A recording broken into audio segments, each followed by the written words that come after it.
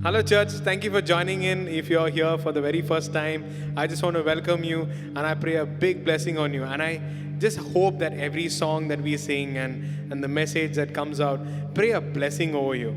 You know, God is an amazing God and He loves people no matter which country you're from, no matter if you speak multiple languages, God loves them. And He loves each one of us in such an amazing way that we can sing different songs. God is the God of Indians and He loves our culture. He loves who we are as people. The Bible says that every tribe, every language will come and worship Him in heaven. So let's just join in and worship Him together.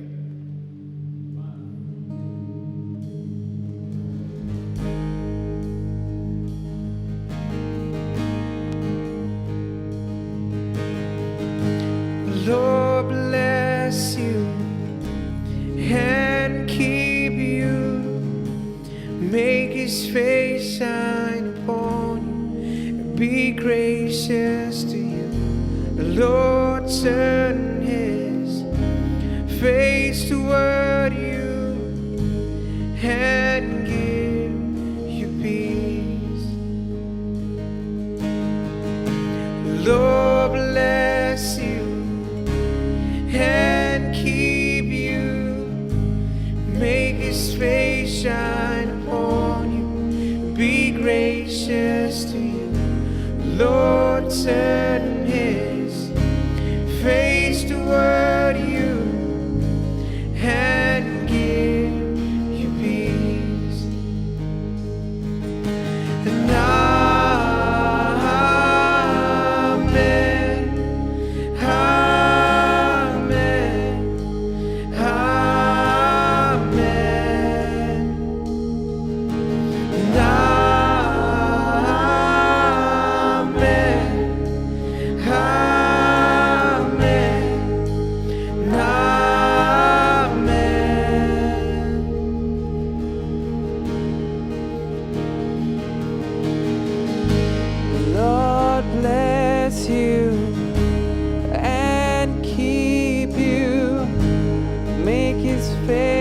And upon you, be gracious to you. The Lord turn His face toward you and give you peace. Let's sing Amen.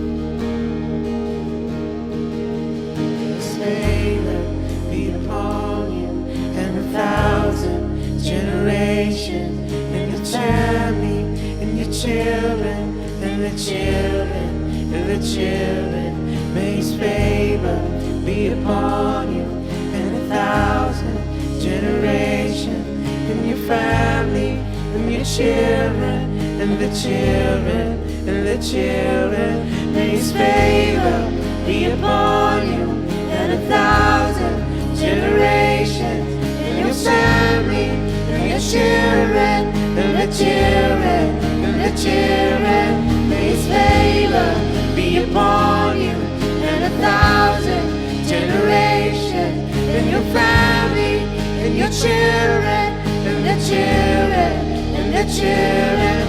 May His presence go before you, and behind you, and beside you, all around you. He is with you, He is with you, He is with you in the morning, in the evening, in your coming, and you're going, and you're weeping, you're chasing. He is for you, He is for you, He is for you, He is for you, He is for you, He is for you, He is for you.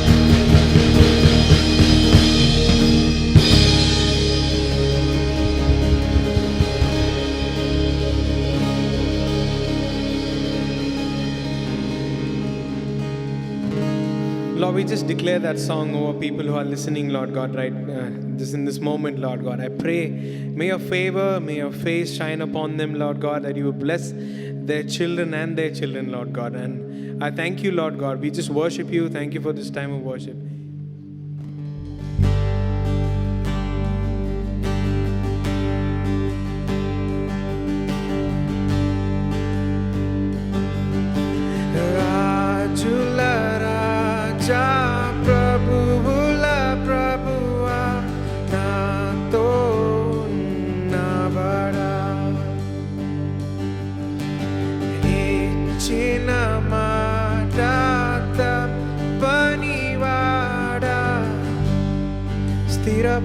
స్థిరపరచువాడా భయపడను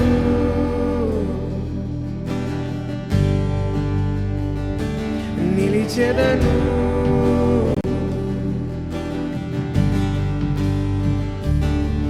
నీ వాగ్దానము దృఢపరచును నిరంతరము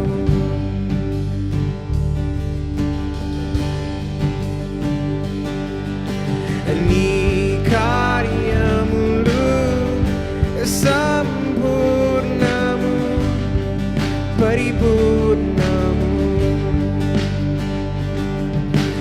నీ వాక్యములు జీవమునిచ్చును నెమ్మదినిచ్చును భయపడను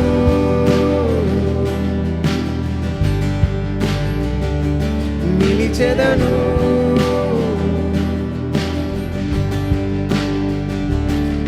నీ వాగ్దానము దృఢపరచును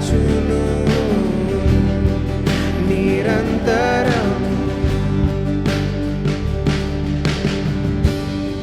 నిరంతరము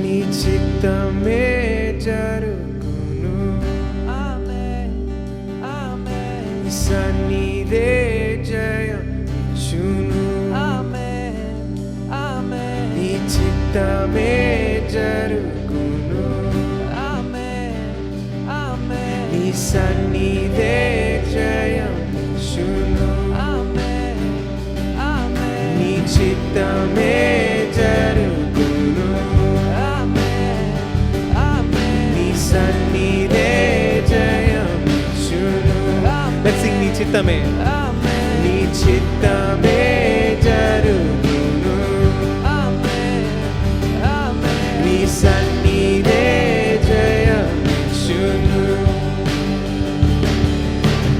అనుదినము నీ వాగ్దానములో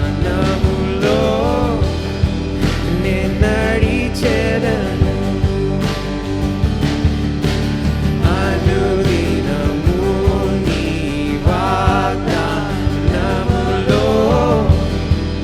నేను నడిచెదను భయపడను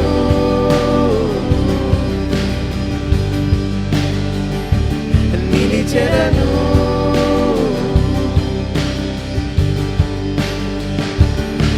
నీ వాగ్దానము దృఢపరచును నిరంతరము భయపడను భయపడను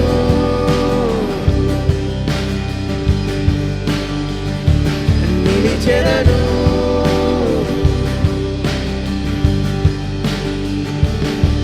నీ వాగ్దానము దృఢపరచును నిరంతరము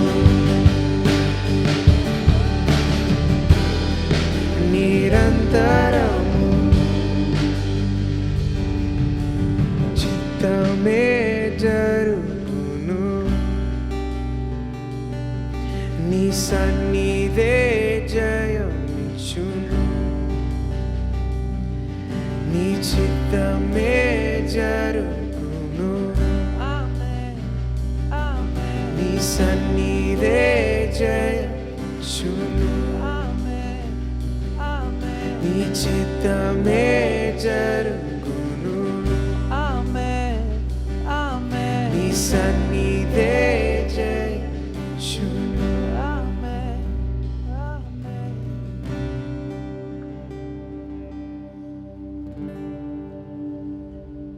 Lord, we thank you, Lord Jesus, and we just pray that your will be done, Lord. Lord, come, Lord, Holy Spirit, just pray for an open heaven, Lord God, over India, over all of us, Lord God. You are the King of Kings, Lord Jesus. You are our provider. You are the one that keeps his word, Lord Jesus.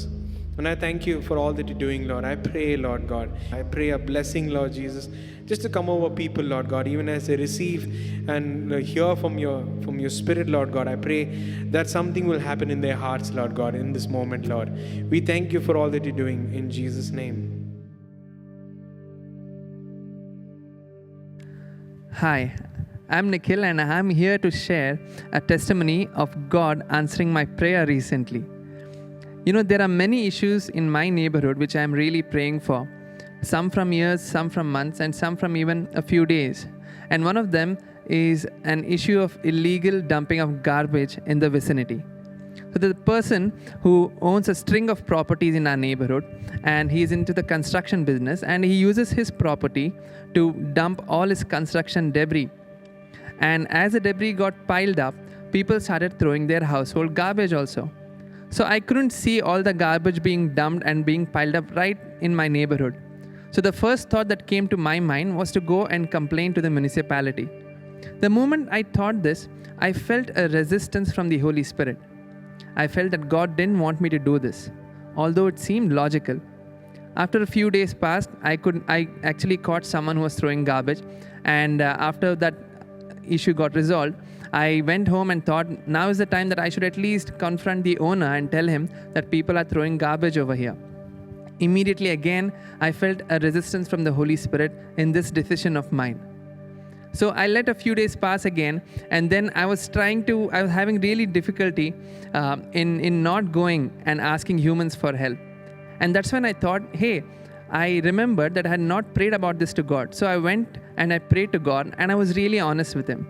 So I told God, there is this issue of garbage being dumped in our neighborhood, and I really feel like going and complaining to some authority. But I know that you can help me. You know, I actually was more honest with God, and I told him, Lord, if I had a friend on earth, a really good friend who held a really high authority, and if I had to complain to him, he would immediately take action about this issue. But you know, I told God that you also are my friend, and you hold the highest authority, and I desire that you take an action about this soon too. But if you want me to continue praying, and if you want to resolve this issue some other time, that's also fine with me. You know, and I came back after my prayer, and I was just walking around the house. In just 15 minutes, I heard a truck pass by. So I immediately got out of the house to see if he had come to dump any more garbage. Okay, and what I see is the owner of that property had sent his people to clean up all the garbage in just 15 minutes of me praying to God. It's so wonderful, you know. I'm not telling you that I had put a condition to God to answer my prayer, or I didn't even pray the right way. I think whatever happened is solely because of Jesus. Because of what he did on the cross, we can boldly approach God's presence, and we can be really honest with whatever is the desires of our heart. Jeremiah 17:5 says, this is what the Lord says, cursed is the one who trusts in man, who draws strength from mere flesh, and whose heart turns away from the Lord. I want to encourage you to pray to God and not give up on any issue that you are praying about. You know, and if you have not started praying about something, do consider praying to God about it. Let's come to the Lord's table. I'd like to read from Romans 5, verse 18 onwards. Yes, Adam's one sin brings condemnation to everyone, but Christ's one act of righteousness brings a right relationship with God and new life for everyone. Because one person disobeyed God, many became sinners. But because one other person obeyed God, many will be made righteous. God's law was given so that all people could see how sinful they were. But as many people sinned more and more, God's wonderful grace became more abundant. So just as soon rolled over all people and brought them to death, now God's wonderful grace rules instead, giving us right standing with God and resulting in eternal life through Jesus Christ our Lord. As we know of and have experienced God's grace in our lives, His unmerited favor on our lives, may I encourage you to take delight in the knowledge of what the future holds for us, for those who have put their faith and belief in Jesus Christ. That we are sinners, we're separated from God, our Father, and have been reconciled to Him by being redeemed by Jesus' death on the cross for us all. God did not spare His Son, but gave Him willingly as the ultimate price to be paid for all our sins, and Jesus bore it all for us. As many of us and those around us are affected by this global pandemic, may I ask you to reach out to at least one person this week to share with them the same grace and eternal hope that you and I have experienced and continue to experience through Jesus Christ. Let us pray. Thank you, God, for paying the price for our sins with your life so that we could be brought closer to God our Father. You took all our shame, pain, accusations, rejections, and so much more, and sacrificed your life and were crucified for us so that we didn't have to bear any of it. Your grace, love, and the hope of eternal life is truly a wonderful gift to us. Help us to reach out to those in need during these difficult times, to be there for them as you are with us. We take part together in the breaking of the bread as remember how your body was broken and your blood was shed for us all as the ultimate sacrifice. Thank you. Amen. Let us partake together.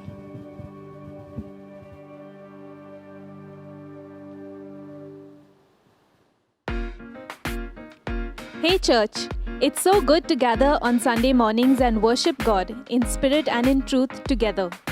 Here are your announcements for the week ahead. Our Sunday service is broadcast on YouTube every week at 10 a.m. The links are available on the GNC Notices WhatsApp group, Instagram, and Facebook. We meet every Friday from 6:30 to 7:30 p.m. for the intercessory prayer meeting on Zoom. The link is put up on the GNC Notices group. You know, it's so powerful when we gather together united as the body of Christ and pray. So I encourage you to join in as we pray for so many pressing and urgent needs in these times. Our teens meet every Thursday at 5 in the evening. As we've been meeting over the last few weeks and sharing, we can see how much they are learning together and growing each Thursday. So if you're a teen, set aside this time and make sure you don't miss out on the games, devotionals, and some super discussions. The youth have been meeting every Friday at 7:30 as we continue with the Alpha video series and play some games and just stay connected with each other. Now both these are on Zoom calls and the links are shared on the WhatsApp groups. Our Kingdom kids have also been busy with some crafts and activities that are shared every Wednesday. And trust me, the creativity we see just gets better and better with every passing week. So if you'd like your kids to join in, please connect with Cynthia or Eunice. And now it's time to honor the Lord with our tithes and offerings. Jesus said it's more blessed to give than to receive. And God does love a cheerful giver, doesn't He? So don't hold back, but honor God by continuing to faithfully tithe and give in your offerings. The church bank details are displayed on the screen. You can also scan the QR code to give on UPI. Or get in touch with Avinash if you'd like your tithes to be collected from your house. Also this month, we are collecting a special offering that's aimed at maximizing our online presence and outreach. Do pray and ask the Lord to lead you to give an amount that will go towards this offering, and you can be sure that as you sow generously, you'll also reap generously. You can give by cash, check, or online transfer. And do remember to keep in touch with us on social media.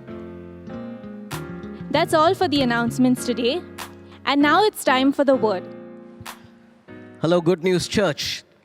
and welcome once again to our wonderful service, a great time of fellowship, worshiping God together, breaking bread together, and now listening to God's Word together. Before we actually come to God's Word, I want to thank you for having stood with us and our family in the week gone by as we coped with the loss of my dad. He was a great Christian, a tremendous pioneer for the kingdom of God, and having finished his assignment on earth, he has now left to go to be with the Lord that he always worshipped. And I'm so grateful that even as we were working through the pain and the loss of my dad's departure, as a church, you stood with us, you prayed for us, and because of lockdown, I know many couldn't come, but you encouraged us, and we are so grateful to you for your love for us at this difficult time. Let's now come to God's Word. As you know, we've been looking at a series called Raw Church. Raw Church. And what do we mean by that? We are saying that this time of COVID-19, with all its pressures and its lockdowns, its restrictions, it's given us an opportunity to look at church afresh from the book of Acts. And we're asking the question, 2,000 years of church history down the line, here's the question we're asking: what should raw church be like? We saw the early church was powerful, it was pure, it was simple, and it was very effective. And we're going back to early church to learn what is essential. You know, at one stage I had a cell phone that was really troubling me. I took it to it had gone so slow, it was hanging, it was running very slow. I took it back to the repair guy, and he looked at it and he said, there's so much of unnecessary stuff on your cell phone. Along the months and years, you've accumulated all sorts of junk, and I've got to do a factory reset on your cell phone. And when he did the factory reset, my phone became much faster because it had accumulated junk along the way. And here's the question we're asking: have we accumulated junk along the way? Is there flab? Are there things we've added to church that are not necessary, that have slowed our capacity for effectiveness, that we're no longer being effective for God and for His kingdom? And so in the series of Raw Church, we're looking, what are the essentials? What is really required that the church might be that city set on a hill that Christ wants her to be? Now I'm reading from Acts chapter 2, verse 41 to 47. Those who accepted Peter's message on the day of Pentecost were baptized. 3,000 were added to their number on that day. And this is what the church did. They devoted themselves first to the apostles' teaching. That's very important. They were devoted to God's word. Last Sunday, 2 Sundays ago actually, Alex spoke about how as a church we need to be devoted to the Word of God. Secondly, they were devoted to fellowship. That's what we're looking at today. Third, they were devoted to the breaking of bread. And fourth, they were devoted to prayer. Last Sunday, Mario spoke about being devoted as a church to prayer. Everyone was filled with awe, says verse 43. Many signs and wonders were done by the apostles. The believers were together. They had everything in common. They sold their goods and possessions to give to anyone who had need. Every day they met together in the temple courts. They broke bread in homes, and they ate together with glad and sincere hearts, praising God and enjoying the favor of all the people. And the Lord added daily to their number those who were being saved. The fifth point that we will look at is giving. So the apostles' teaching, fellowship, breaking of bread, prayer, and generous giving to each other. These are the 5 essentials that make up Raw Church. Today we're looking at devoted, committed to fellowship. Here's the first question. What does the Bible really mean when it says we should be committed to fellowship? Committed to fellowship. Well, the Greek word that is used there is the word koinonia. It is a familiar word for most Christians, koinonia, and it means having things in common. The early church, as soon as they came together, the first thing they knew instinctively is that they must have their lives in common. Henceforth, Christians can no longer live their lives individually. Our lives are meant to be lived in commonality. It's to be lived in the context of the fellowship in the local church. And so fellowship, my friends, you will realize, is not just meeting at the end of the Sunday service over coffee and biscuits. It is much more than that. It is a shared spiritual life that is uniquely experienced and practiced in the church. Bible fellowship is not seen anywhere else in the world. You only see it in the local church. And so the Apostle John puts it like this. 1 John chapter 1, verse 3 and 4. We proclaim to you what we have seen and heard, so that you also may have fellowship with us. Our fellowship is with the Father and with His Son, Jesus Christ. And we write this so that you can fully share our joy. Listen to what he is saying. John is saying to the church, we have fellowship with the Father, God the Father, and God the Son in the Holy Spirit. And now we are sharing this good news with you so that you and we can have fellowship together.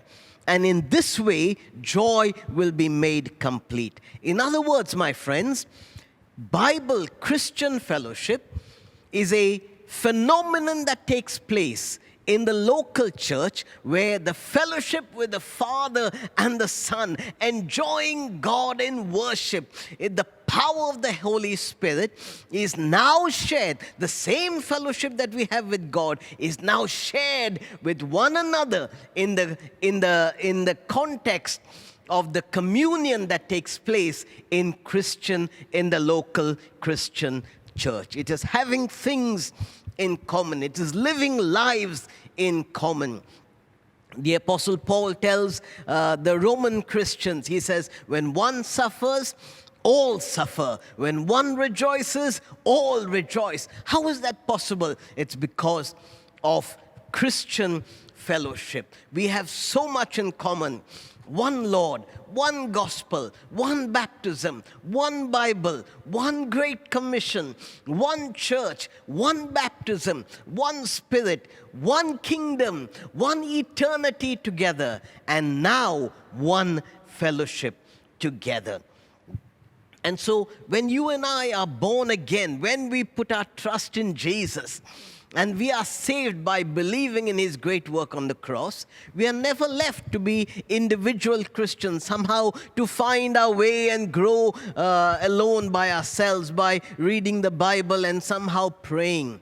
No. We are meant to grow and be strengthened and mature in the context of fellowship in the local church. Precious friends, this is the meaning of fellowship. Koinonia, having a shared common life in the local church.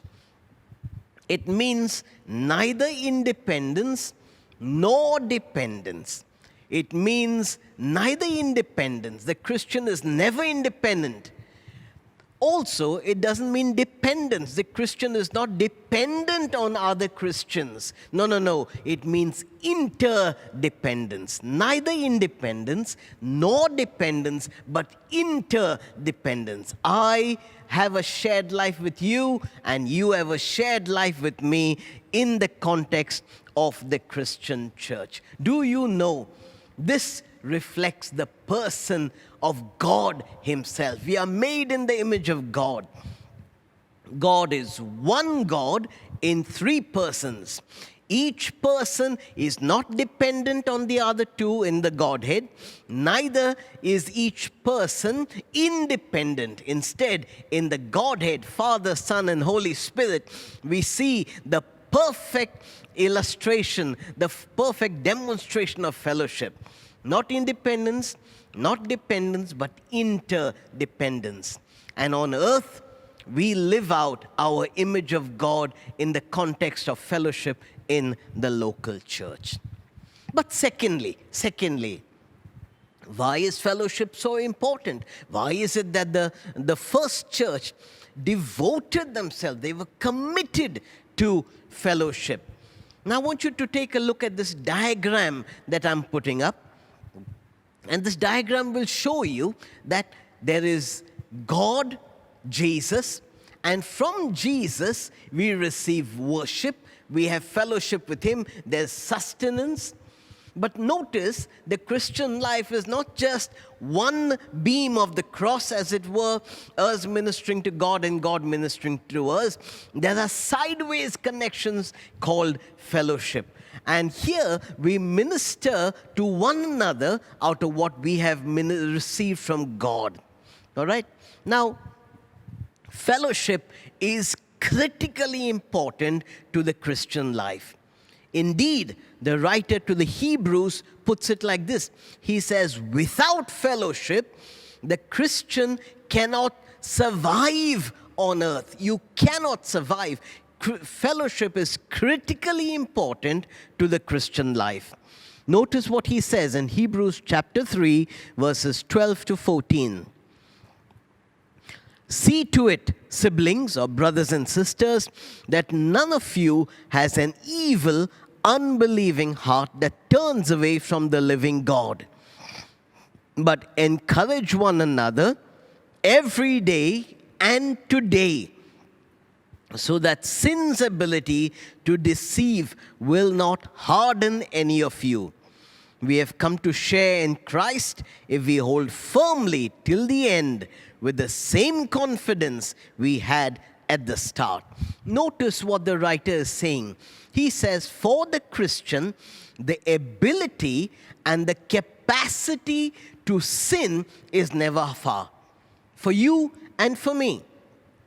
Whether you are a new Christian or whether I'm a pastor of many years' experience, the capacity to sin and the ability to sin is right next to us. You and I both have a capacity and an ability to fall into sin, says the writer. Now, what is sin? Sin is putting anything above God in terms of love and importance and devotion. And so a number of things, good and bad, good things like food and rest and sex and relationships, bad things like addictive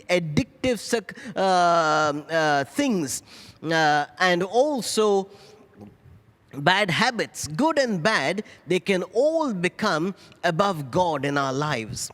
And the writer says that is right next to us on a daily basis. Sin is so deceitful is that it lures us into accepting these things. And then he says, sin has the ability to harden your heart. Listen to this, precious saints. You and I are not far on a daily basis from being hardened by the deceitfulness of sin. He says the tentacles of sin very quickly enter into our hearts and harden our hearts. What does it mean? It means that sin can so enter our hearts that we forget the love and the greatness. We forget to fear God. We forget His kindness to us. We forget the power of the blood of Jesus. We forget the mercy of Christ because of sin. He says that then results in us having an evil and unbelieving heart. When sin enters, our heart becomes evil and unbelieving. Well, what is the answer to this? The answer to this, says the writer of Hebrews, is fellowship. He says, encourage one another every day as long as it is called today. so that sin will not allow your hearts to become hardened. Fellowship is critically important. It is not an optional thing that happens after the service. It is critically important in the life of the church so that nobody in the church gets hardened by sin. Brothers and sisters, it is vital that you and I are on a daily basis encouraging one another. The writer says, as long as it is called today, encourage one another daily as long as it is called today. Is today today? And if the answer is yes, then today, have you encouraged somebody? Have you encouraged somebody? Is there somebody in the church whose heart is becoming hardened by sin, who will go down that slide and doesn't have the capacity to save themselves? You and I have to step in and help that person. Fellowship is critically important for the survival and the strengthening of every believer in the church. Here's the third point. The third point. Therefore, I'd like to say to you, my friends, that there is an enemy to fellowship. There is an enemy to fellowship. And that enemy of fellowship, I want to use a common word today. It's called individualism. Individualism. It's not a word you'll find in the Bible, but this is what the writer of Hebrews says. Hebrews chapter 10, verse 24 and 25. And he says, let us think of ways to motivate one another to acts of love and kindness. Let us not neglect our meeting together, as some people do, he says, but encourage one another, especially now that the day is drawing near. Listen to this warning, precious friends. He says there's a tendency in our hearts, there's a tendency in the human heart for individualism. There's a tendency in the human heart, Christian and non-Christian. There's a tendency that says we don't need meetings. Let's neglect it. Forget it. I don't want to go to the prayer meeting, even if it's on Zoom. And even if I can do it at my home wearing short pants, I still don't want to bother to do it. Listen, he warns against that. And he says, let's look for ways to motivate one another to love and good works. Don't neglect meeting together as some people are doing. Individualism, the capacity that says, in our hearts that says to us, I don't need others. I don't need the meeting. I don't need the Sunday service. I don't need Christians. I don't need to tell anyone about what I'm struggling. I don't need prayer. I'll just fight it alone. I can make it alone. Listen, that is the sin of individualism. And it is an enemy of fellowship. And I want to say this, my friends, in these days when e-church is becoming common and we ourselves are streaming our services, let's beware that there's a danger to online church. And the danger to online church is that if we are not careful, it can kill fellowship. Why? Because I can go online and get the best worship, perhaps from Hillsongs. I can go online and get perhaps the best teaching, say from John Piper. And then I can go online and and give my tithes. I can give my tithes instead, perhaps to some online service like Swiggy or Zomato. I want you to know this, my friends, that there is a very real danger to online church. And that's because fellowship cannot happen exclusively online. We need to meet one another. We need to talk to one another. We need to see one another. If you are in a COVID lockdown situation, at least use things like WhatsApp and Zoom to see one another and encourage one another.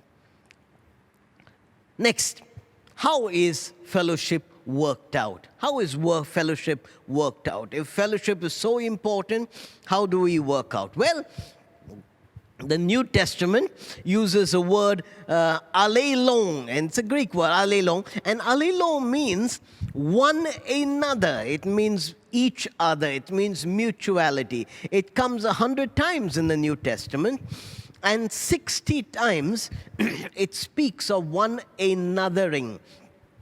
You know, there are so many instances and commands that the Bible gives us. It says, teach one another, greet one another, encourage one another. And I will send you on the church group a list of one anotherings that we are to do. There also is a list of one anotherings we are not to do, like criticize one another, gossip against one another. So there's a whole list of one anotherings to do and not to do. But here's one. Ephesians chapter 4, verse 28. The Apostle Paul says, don't let useless talk come out of your mouth. Instead, speak things that are helpful to build others up and minister grace to those listening. Let me say it again. Don't let useless talk come out of your mouth. Instead, speak things that are helpful to build one another up and minister grace to one another. Do you know, when we do the one anothering that the Bible tells us, we are ministering grace to one another. When someone encourages me on a phone, through a text, calls me, they are ministering grace to me. I'm receiving grace from that person. The grace of God. It's not human grace, it's God's grace that they are ministering to me. What happens when we use spiritual gifts to minister one another? We are strengthening the fellowship. Paul puts it like this. Now to each one, the manifestation of the Holy Spirit is given for the common good. In other words, the fellowship is the context in which we use spiritual gifts, prophecy, words of knowledge, words of encouragement to strengthen one another, to build up the body of Christ. So, as we come to an end of this short talk on the local church being committed or devoted to fellowship, let me just end by saying, I hope we've seen from the Word of God how critically important fellowship is to the Christian life. I would go so far as to say you and I can never be all that God wants us to be.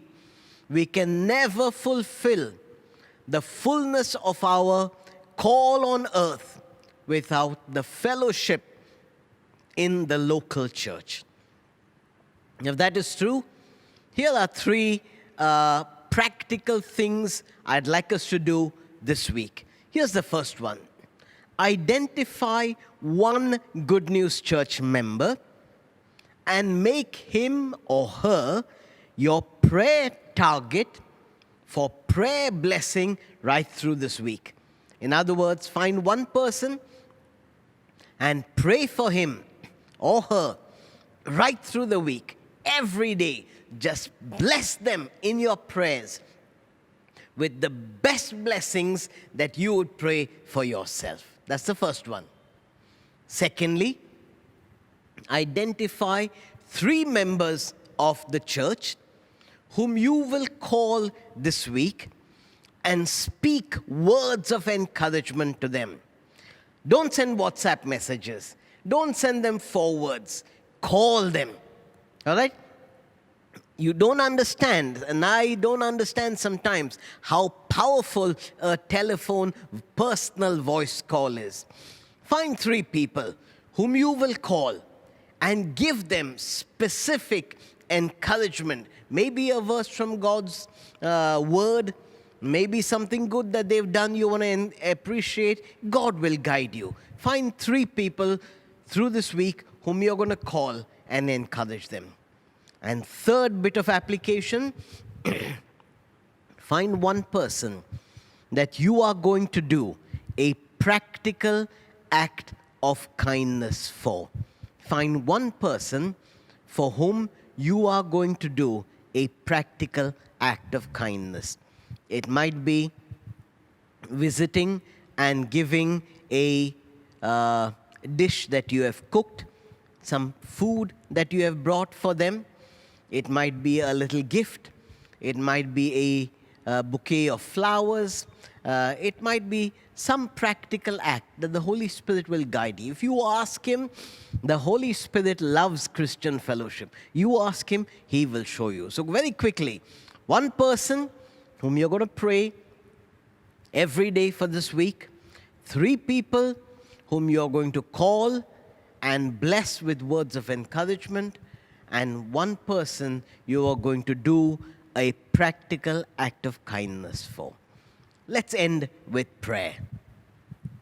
Father in heaven, I so want to thank you that there really is no place on earth like the local church. And there really is nothing that even comes close to the warmth and the strength of fellowship that we receive and that we give when we participate in the communion of the local church. I want to thank you, Lord Jesus. You made the local church possible. You made fellowship possible when you died on the cross and you rose again. You said, now you are my body. Each one of you is a part of it. Lord Jesus, I pray that this week, Good News Church will be strengthened in fellowship. Our unity and our togetherness will be seen like never before. In Jesus' name, amen. Before I end, I'd like to say that in this week we are forming new life teams. You know, as a local church, we have the Sunday service, which is like one wing of a plane, but we have midweek groups called life teams, and they are like the other wing of a plane. A plane needs both wings to fly, and this week we are reformulating our midweek groups. Expect a call from one of us to tell you which group you have been assigned to, and when that is done, do play your role completely in that group. It's the place where we can actually put fellowship to work. God bless you. Have a fantastic week ahead. Remember, we are praying for your safety, your protection, and above all, for your prosperity in Jesus Christ. God bless you.